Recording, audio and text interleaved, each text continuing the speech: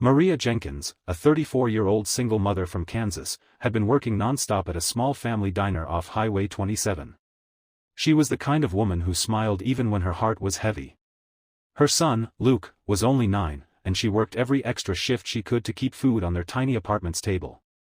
Bills were behind. School fees were due. Life gave her no pause button.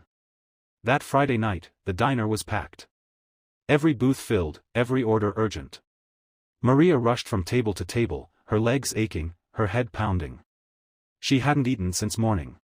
She whispered under her breath, "Just make it through tonight, Maria, just tonight."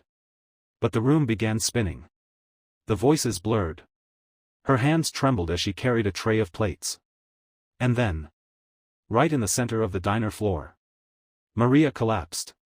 The sound of dishes shattering echoed through the room. Everything stopped. In booth 12 sat the Cooper family, John, Megan, and their 14-year-old daughter, Hannah. They were visiting town for a weekend trip, but in that moment, nothing mattered except the woman lying on the cold tile.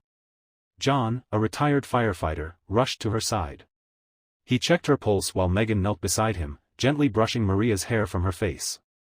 Hannah wrapped her jacket around Maria's shoulders, whispering, "You're okay, we've got you." An ambulance was called, but the Coopers didn't just watch, they acted. They followed her to the hospital. They stayed for hours. When Maria woke up, confused and afraid she'd lose her job, the Coopers were the first faces she saw. The doctor explained she had collapsed from extreme exhaustion and dehydration. "Your body is begging you to slow down." Maria felt embarrassed, worried, terrified.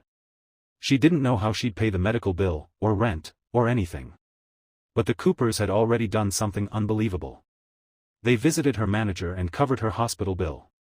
They paid her overdue rent, the full amount. They bought groceries for her and school supplies for little Luke. And they left a simple note on her bedside table. "The world hasn't forgotten you.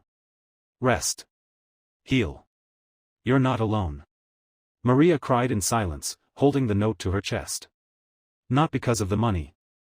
But because someone finally saw her, really saw her, and chose kindness. A week later, when she returned to the diner, the Coopers walked in. Maria ran to them, tears in her eyes, and hugged them tightly. "You saved me," she whispered. "You saved more than you know." And that, right there, is why this story matters. If this touched your heart, tap the like button. It helps more people hear stories like this. And if you believe kindness still exists in this world, make sure to subscribe for more real, inspiring moments that remind us we're all human. Because sometimes, the smallest kindness becomes someone's biggest life.